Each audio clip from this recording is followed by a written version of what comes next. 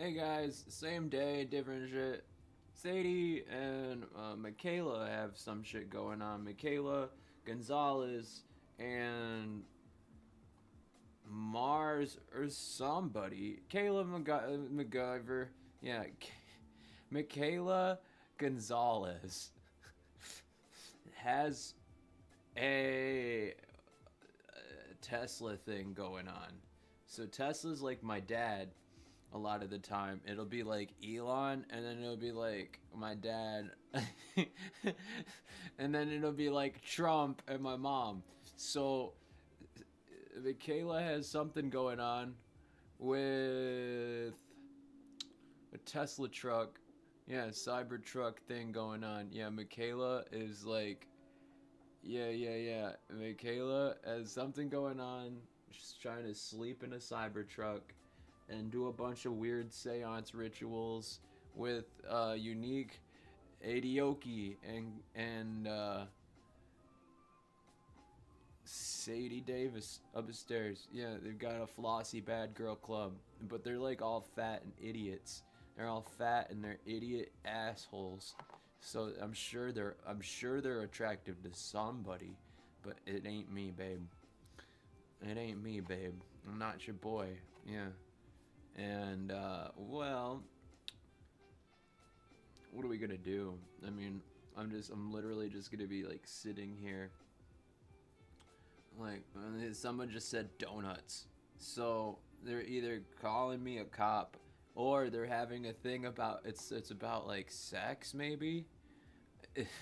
Yeah. Okay. So Michaela Gonzalez went off to go work at Omar's, and so now Michaela gets goddamn Frida Davis upstairs laid along with Unique, more than likely, because like if Kat and Sam are also trapping something out with a bunch of like trans culture hyperbole around prostitution or just sex work in general, then it makes sense that Michaela went off to Omar's to do just that. And it would look like, if they're all working in cahoots, that Michaela is kind of the social butterfly here and is trying to get everybody wrapped around this like kind of like this female like esoterica, and that's being like sewn and slung around Michigan and outside of Michigan now, because there's so many different people involved here in the general atmosphere. They're all also related to a ton of people outside of the state. Excuse me. And yeah. So they probably just have like a lot of adult themes being, you know, utilized to their benefit, and they're not like kind of like they're being very facetious is how I'd put it. They are being very demeaning. Whatever they're doing is cruel, and they're coming down on me. So I imagine it has something to do with that. Let's see. So if Tesla's your dad, well, they're not sleeping with my dad. No, they're definitely not sleeping with my dad, unless there's a thing where they went and they tried to have Christmas with my family. And if they tried to have Christmas with my family, then there might be this weird community, yeah, who just showed up to like my Christmas in place of me, and they all just like, I don't know, did drugs and had sex or something. Then that would make enough sense at this point, because there's a lot going on in between family members. And if there's this whole thing where Naja's having sex with my uncle Adam, or through like Kate or Carson Ellis, then they're also in cahoots with like this weird like telepathy. It's this weird like conservatorship where one of them or two at any given time, or multiple, are like sitting there listening to me, and they can hear me over the ESP, and they can just they're like being really selective listeners. And it wouldn't surprise me if my mom and my sister went over and above to try to teach me a lesson about like having an annoying kid brother, since I was an annoying kid brother to my, and she never let me, my sister Elise Costello, she never let me live it down. So it makes sense that like they're just like being real pricks here, and being like, look, you can't have help, we're not helping you, even though we're purposefully putting you at harm's risk. Makes sense. I mean, like, this is how far this type of stubborn nepotism and narcissism has kind of gone through, because it's a lot of kids sucking up to the adults for money. And it makes sense that like they're ghetto. They took it too fucking far here, because they're fucking ghetto birds. So like, no offense, but like, holy fuck, this is gonna be one of the most ratchet things that have ever surfaced in my adulthood.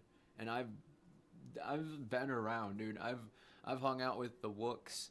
I've hung out with the Whoop Whoop ICPs. Doug, I've hung out with like some straight up like murderers and like freaking robbers and thieves and like cheaters and shit. I've hung out with a lot of low lives. Okay, I mean, look at, I got tattoos all over my arm.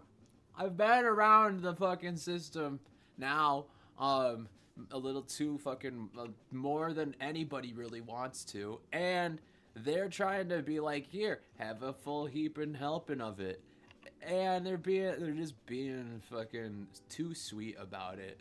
And that's kind of one big reason why it has got to come out online. And like, the more research I'm doing and tapping through to the community standards on Facebook and what it allows into intellectual property, and the function of like AI like co-opting some of those things, it makes sense that a lot of people are getting stuck up over a few small miscommunications or just lack of communication, and purposefully placing the blame squarely on my well-being, my innocence, and a whole lot of cosmetic faux pas, because people wanted me to look away or feel away, and they're stuck thinking that a womanizer is trying to become a trans woman to become a pedophile. This is a really whack narrative that has been seeping in through to the trans community for quite some time. And if this is just the very obtuse outward sort of stance on like that, even to protect Christianity and the divine pathways between like male and female, they're definitely not on any sigma female like lines, and the legacies that they're attempting to like use as royalties to surpass this part enigmatically makes enough sense that like it's clear as day, like divisive, like divide and conquer on a socialist regime. So they don't really actually want me to give you guys this information so you guys can make up your own minds. Because realistically, what business does any of this like ESP have to like going to court outside of my company? It doesn't make a lot of sense. But in my company, it makes complete sense that we could just run a bag up on like people who want to pretend like they know what's going on, lie to themselves and lie to you, because that seems like too many lies. All right, it's already way too many lies. But if my company has got the rights to the intellectual function, and that it's clear as day that the people are utilizing my likeness to bully me, then it's all right here. It's been right here the whole time. The answer's right here. Guys, we have aliens. And I was born, I'm a special human. I was born on Christmas. the first of my kind, and I took the plunge on creating this bridge because we're not here to divide. I created a bridge from men who have a hard time fighting with women to a man who is fully celibate, works alone, and is in complete control of their emotional baselining. Something that wouldn't, it doesn't make any sense. And the only thing that wraps into this is that they're spying on my dreams. And if they're spying on my dreams, then they're jumping to these like disillusioned like synopses about like, dude, they're addressing these like conclusions on my on my innocence. They wanna chalk me up as a pervert or as a murderer. So for Christmas, you're going to get a pervert murderer thanks to this company. We've patented the right to call Christmas pervert murderer. And we haven't been able to celebrate it from last year in 2024. And yeah, it's gonna be another, what was it? 1100 days. It's like 1100 days we get to finally celebrate Christmas, but it's gonna be called Pervert Murderer. So they're trying to figure it out why they don't want to be remembered as the catalyst to Pervert Murderer, but it's sticking to the tubes here. So yeah, apparently Michaela Gonzalez is like running around. Yeah, goddamn Maka is running around with Sam frickin' Cockburn Thompson Chapsinson, and like walking around flipping women into like lesbians, but like hyper femme lesbians that are sole purpose is to be against me transitioning. Not any other trans girls, just a person no one's ever met.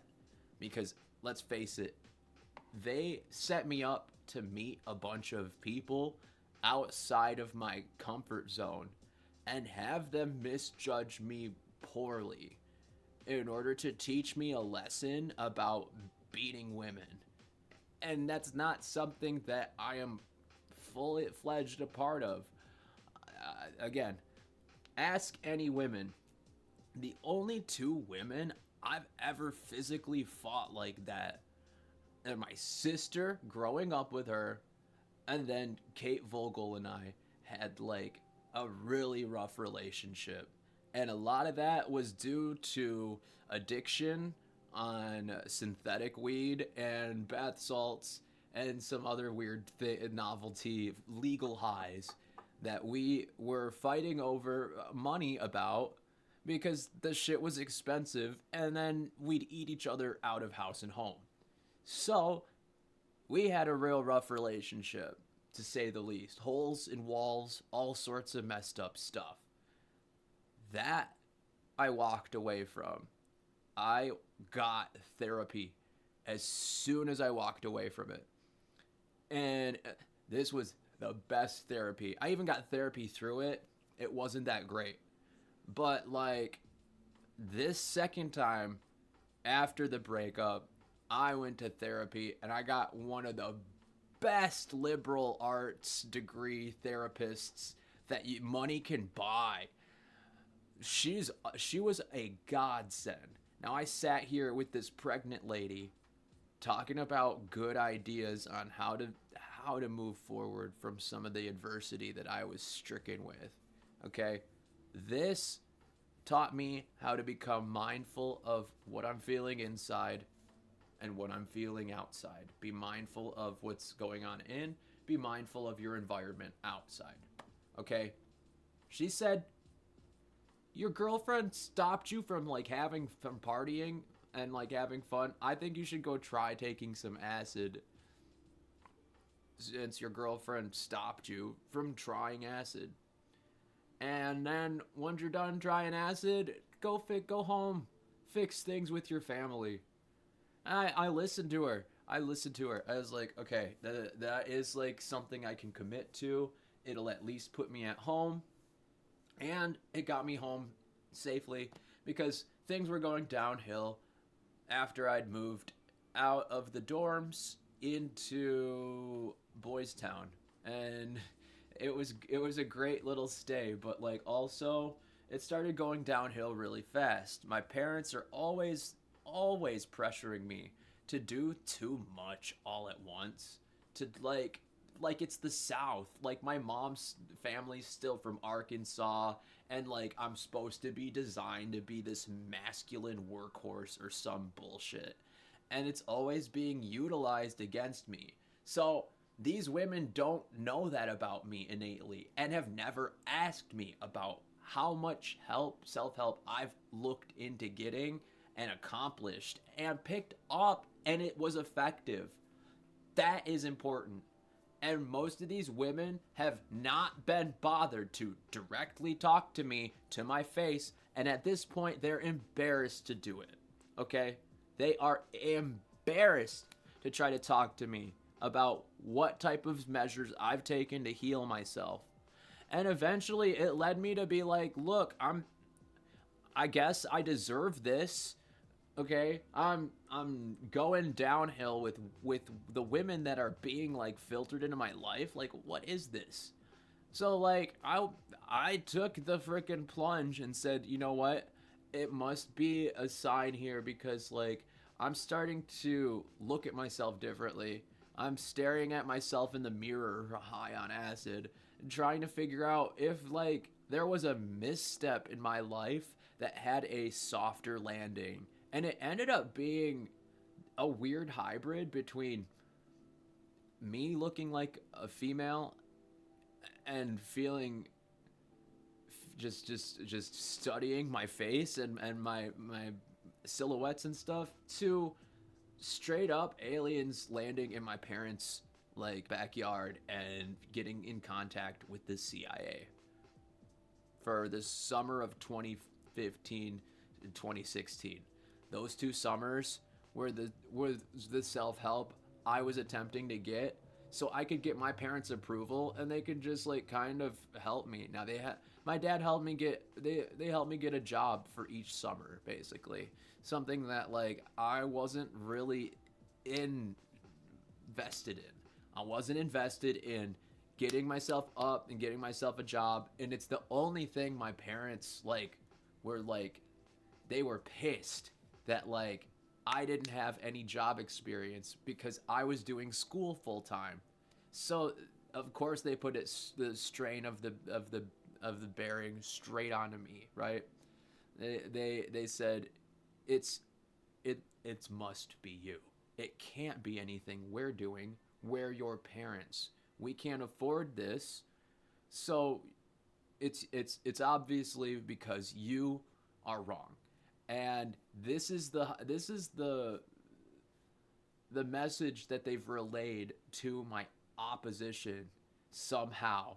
And especially if they're having sex with each other, of course they let up a whole bunch of baggage slip in the wrong way. Okay? The wrong way. So if Michaela, Sadie, Unique, all these women ended up, I don't even know these women. But here's the thing, they do. And they've been hanging out with a few of them behind my back after I introduced every last one of them, plain as day, flat. Dude, I was introducing these people so we could create a little bit of an art loft network here in this apartment. Look, there's lights, there's fucking shit on the walls. This place is kind of bussin'. All right? But they have this whole agenda that they need to know more, and they need to be these women who are threatening as all omnipotent beings. But sacrificed the wrong person.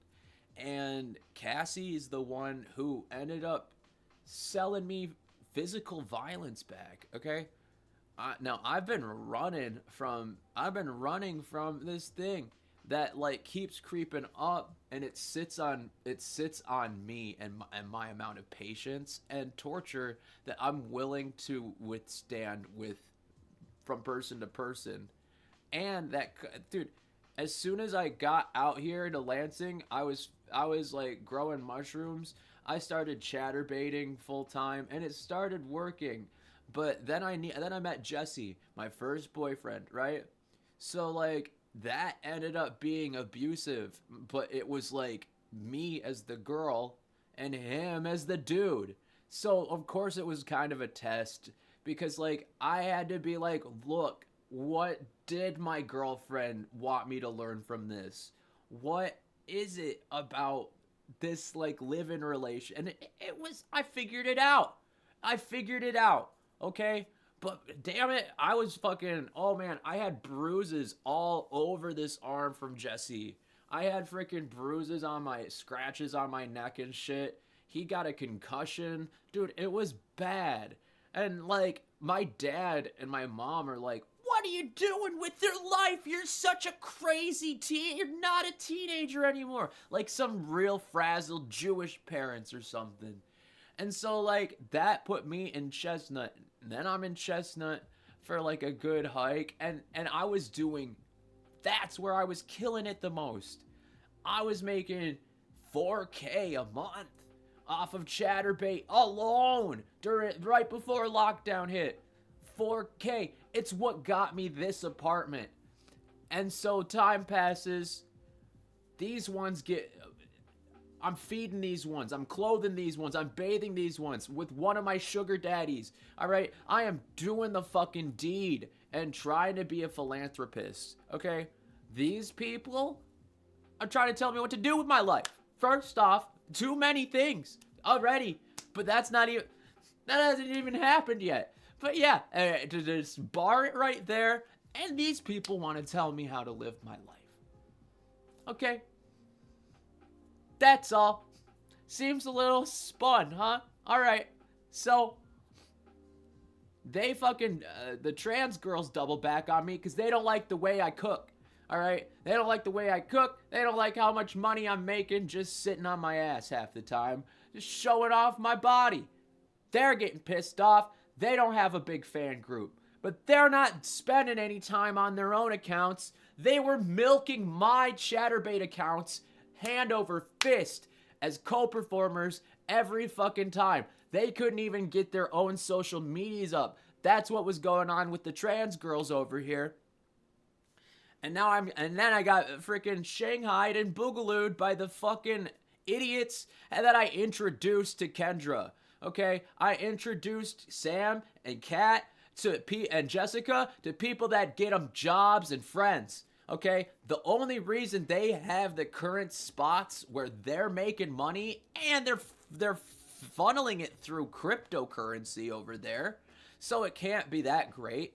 And Kat's just using government spending to live off of. She makes about 2K off of the government, thinking that she's crazy, and she's not crazy.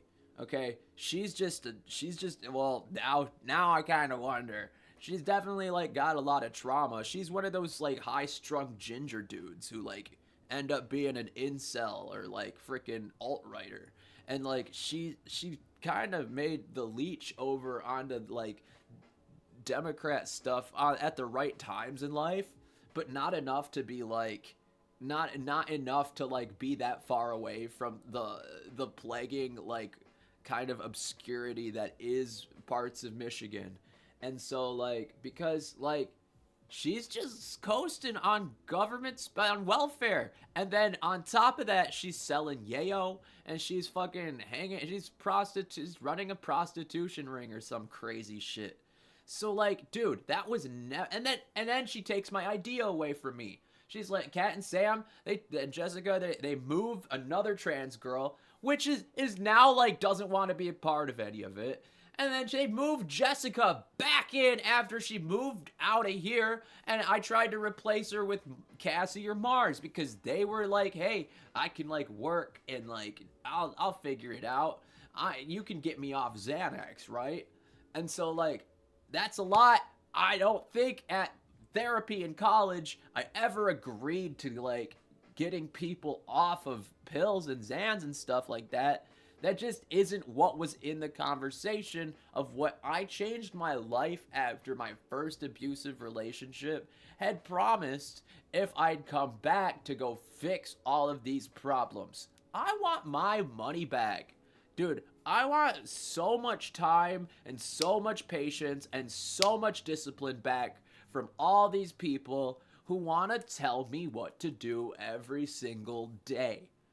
And now I'm waking up at weird hours because all these people need something from me that they're never going to get. That's all.